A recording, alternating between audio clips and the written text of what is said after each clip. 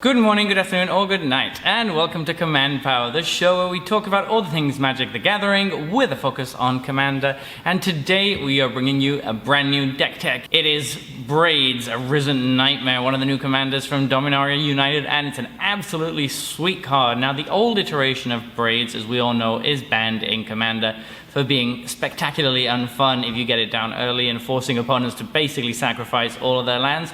Nobody likes that. But the new Braids seems quite fun, and there's a few cool ways to build around her, and obviously giving the opponents the choice about what to do is much more strategic and leads to far fewer feel-bad moments as opposed to the old Braids. And in this list, we're mostly going to be trying to build around Braids' ability to sacrifice stuff. The way we're trying to do it is to make sure it's difficult for the opponents to sacrifice the same type as we do, so we get to draw 3 cards if possible each time, which is absolutely awesome. And without further ado, let's go through the card-by-card choices. We are starting off with Academy Manufacture, and this is a sweet one as always. It's going to be really good in any deck with treasures, foods, or clues. We have built our deck with a sub-theme of treasures, so this is going to give us many more artifacts to sacrifice to Braid. The food and the clue actually also come in handy later on if we need life or cards, so overall, just a great card. Blood Artist is a really nice one in any kind of Aristocrats deck, and this one also has a little bit of a sacrifice sub-theme, so this is just going to gain us quite a bit of life, drain the opponents for quite a bit. Next up is Doughty Voidwalker. This is a really good one in most mono-black strategies, and in this deck it's no different. It's going to poke in for 3 damage early on, which is already amazing because it's unblockable essentially. And anytime anything goes to an opponent's graveyard, it's going to get exiled. That's a nice little bit of graveyard hate for free, basically. It also means they're going to be less likely to want to sacrifice stuff to Braids, because we might eventually end up getting it because of its last ability, which is going to let us sacrifice Doughty Voidwalker to then reuse the card that we got. So this just does so much stuff for just 2 mana. It's really good in any deck that can cast it, and it's going to be particularly good here because it's going to make our opponents not want to sacrifice to Braids. Next up we have Gisa, Glorious Resurrector. This is just a good way to reuse those cards that we might be forcing the opponent to sacrifice. We have a few ways to kill their stuff as well, and then those tokens that come in with Decayed, we can go on to use as fodder for Braids, or we can just keep them around and attack with them. We can sacrifice them to all sorts of different things.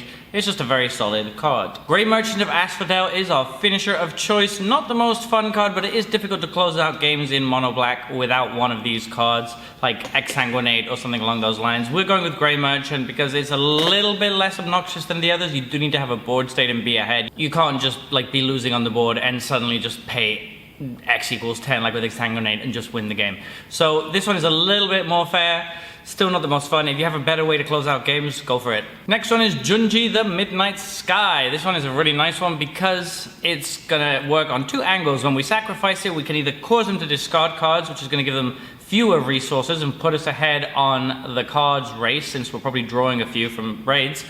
Or we can just use the second ability and return one of our creatures to the battlefield. Either way, it's really good. And we've got plenty of ways to recur it and sacrifice it, so this is going to be solid. Keen Duelist is an awesome card. It's a bit of a pet card. It doesn't have too much synergy with the deck, but it's just very solid. I'd put it in my list of underplayed black cards, so if you haven't seen that video, go watch it now. But anyway, suffice to say, this card is very fun and makes for lots of interesting gameplay. Kothopod Soul Hoarder is particularly good in this deck because anytime an opponent puts any permanent into their graveyard, you're going to lose 1 life and draw a card. Braids is going to make them sacrifice those permanents, so if they're kind of damned if they do and damned if they don't. If they sacrifice to Braids, then you're going to draw the card from Kothopod. If they don't, then you're going to draw the card from Braids. So yeah, this just kind of provides excellent redundancy for the deck. Marionette Master is one of our finishers of choice. It's going to let us deal damage to an opponent whenever an artifact is put into the graveyard from play. We have a bunch of artifacts. We also have a lot of ways to make treasure. So this is going to drain the opponent for a lot of damage. Particularly if we choose to fabricate by putting the counters on Marionette Master, in which case this is going to be really, really obnoxious. Mind Slicer is a really good one in this deck. It's not a fun card, so don't play it if you think your playgroup might not enjoy it, but man, is this really good to sacrifice to Braids. So at the end of turn, you just sacrifice Mind Slicer and all of your opponent's hands are going to be gone. Yours is going to be gone too, but you're then going to presumably restock with the 3 cards or decimate their board. Either way, you're pretty fine with it. This is just very, very solid in a Braids deck. Morbid Opportunist is here to get some incremental value when anything dies. This is one of the best card draws in black in Commander at the moment, and that seems crazy to say seeing as it's limited to once a turn, but It just draws so easily when combat is going on, and we can guarantee we have ways to sacrifice stuff both during our turn and our opponents. So this is at least going to be one card during our turn, but often way more than that. Just great. Nether Traitor is there for easy recursion. Anytime any of our creatures dies, we just recur it by paying 1 black. So it's good to sacrifice to other things. It can even sacrifice to Braids if we want to.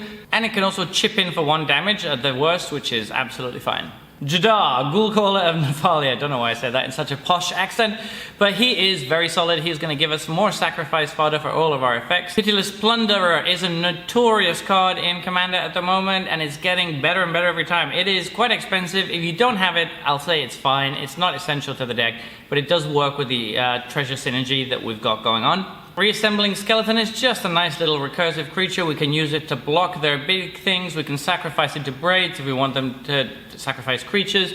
We can just use it in many different ways, and it's always going to be decent. Ruthless Technomancer, which I always read as Ruthless Technodancer, is another of my favorite pet cards. It should be in more black decks. I think it's kind of underrated. If we ever do a second underrated black cards list, this will probably be in it. This card just is really good. Sacrificing something and getting a bunch of treasures is already amazing, but the second ability is where it really shines in this deck. A lot of our stuff is cheap, and we're going to be able to sacrifice all of our leftover artifacts, which, as you'll see later on, we have a ton of in this deck to bring creatures straight back to the battlefield. That is big game. It's sweet. Scrap Trawler is really nice. Whenever any of our artifacts die, we're going to be able to recycle previous artifacts that have died, so this is very nice to recur things from our graveyard. Particularly it works well with Spine of Ishtar, which is awesome in the deck, because when we sacrifice Spine of Ishtar to Braids, it's going to come back to our hand, and we can basically get any artifact, because Spine of Ishtar costs 7, straight to our hand as well, so that's really solid. Shakedown Heavy, as we said in our top 10 underrated black cards, should be in many decks. This is certainly going to draw you some cards, and if it doesn't, it's going to be smacking the opponents for 6. We're fine with both of those. Solemn Simulacrum is a staple in all sorts of commander decks, and it's particularly good here with all the sacrifice outlets. Tergrid, God of Fright, is another one that's not going to make you many friends, but man is it good in this deck. We're going to be sacrificing a lot, and so is the opponent, because crucially we have Dictate of Erebos, and Braids herself forces the opponent to either sacrifice or let us draw. If they sacrifice when Tergrid's out, we're going to get those permanents. Basically, they don't have to, so we're just going to be drawing 3 cards guaranteed if we have Tergrid out, which is pretty good. Undercity Scrounger is going to let us make some treasure tokens. It's like a light version of Pitiless Plunderer. Seeing as we're not going for the combo route with this deck, it's not that much worse than Pitiless Plunderer on average, because we're just going to be able to get 1 treasure return, which we're fine with. We're going for incremental value.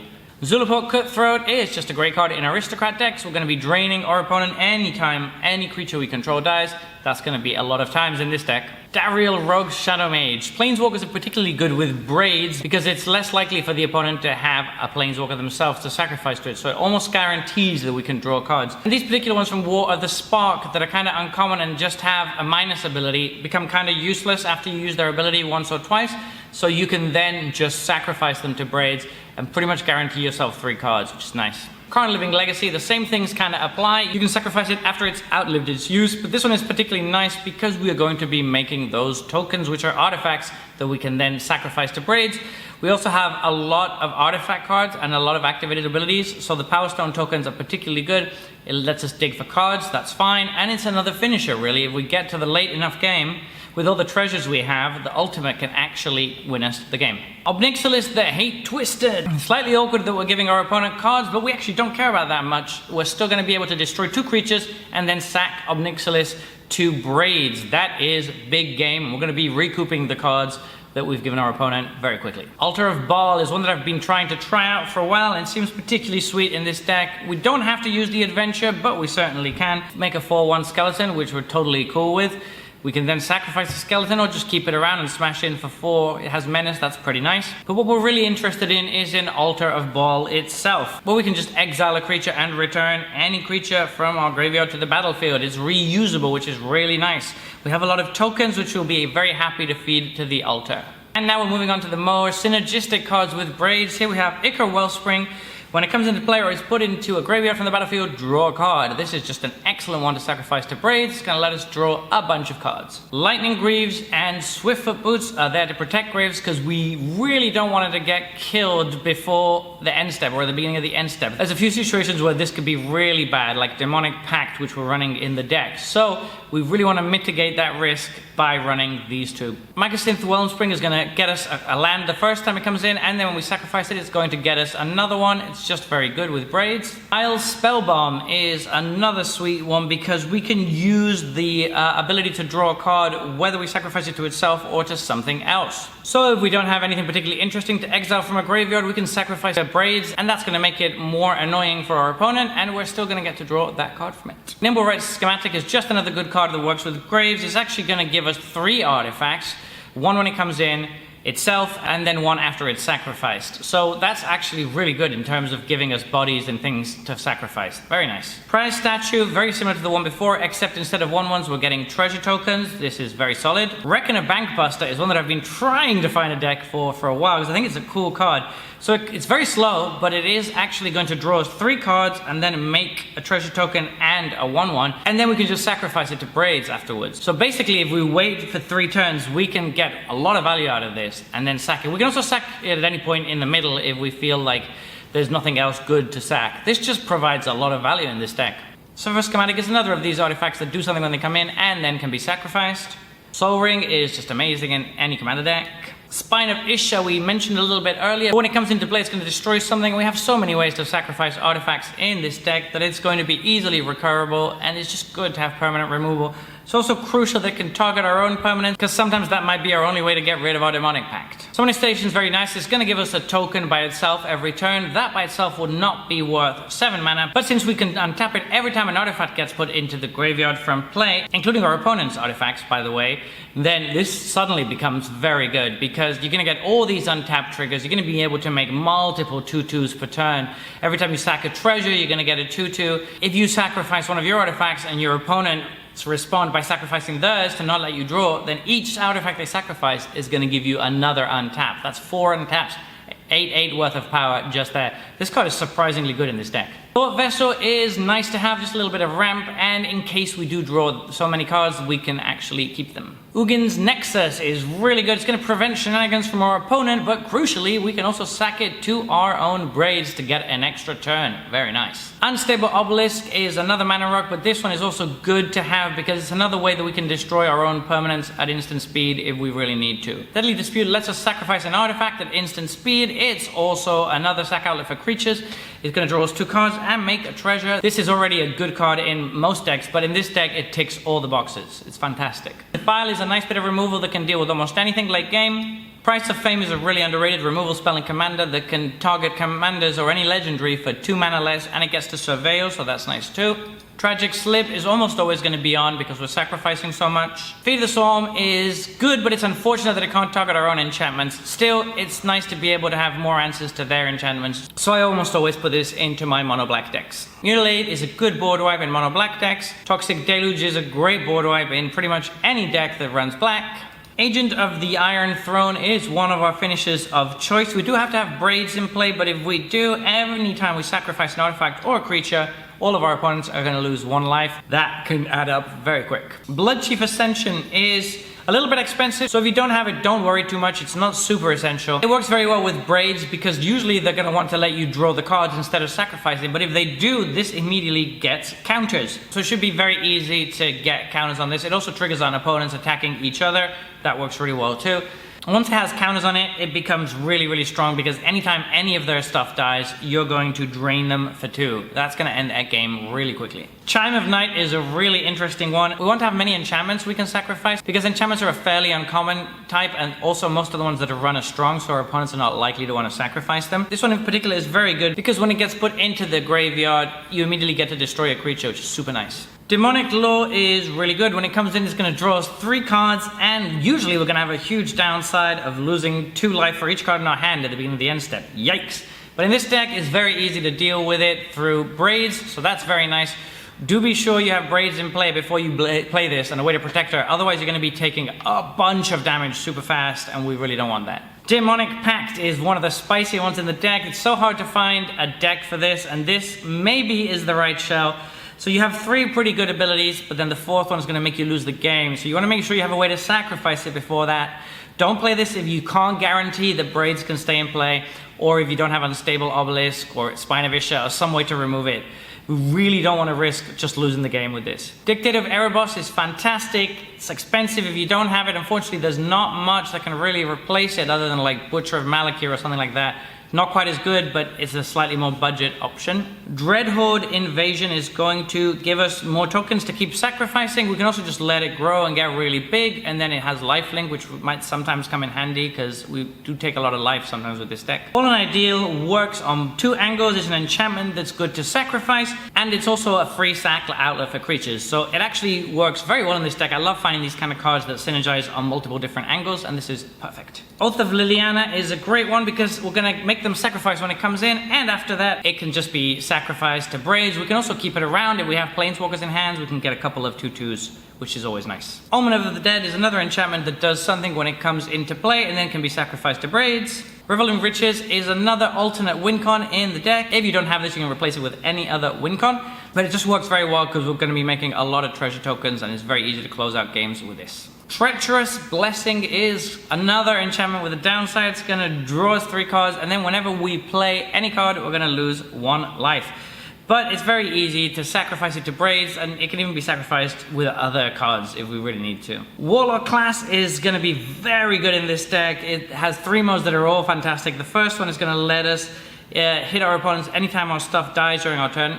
It's going to die, trust me. The second one is going to let us look at some cards and fill up our graveyard, also fantastic. And the last one is really good because it works very well with Braids. Wound Reflection is another damage doubler, not much to say, just a very good finisher in this deck again.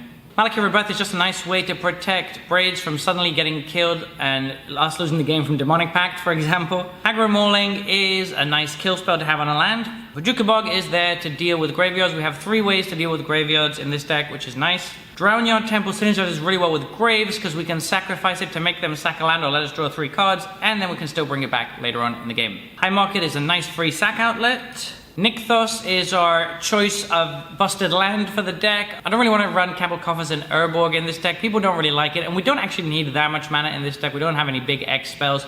Nykthos does the job just fine, and it's a little bit less obnoxious. Phyrexia's Core is a nice little artifact sack outlet. Tectonic Edge is a bit of non-basic land hate, which is always good. War Room, it goes in any monocolored deck I make these days. It's just a fantastic way to stock up on cards. And that's the end of our Braids Arisen Nightmare deck tech. What did you think about this one? Did you enjoy it? Are there any cards that you would change? Please let me know in the comments below. I read all the comments and respond to all of them. And if you enjoyed this video, don't forget to click like and subscribe. It really helps the channel because we're growing right now. And until next time, take care.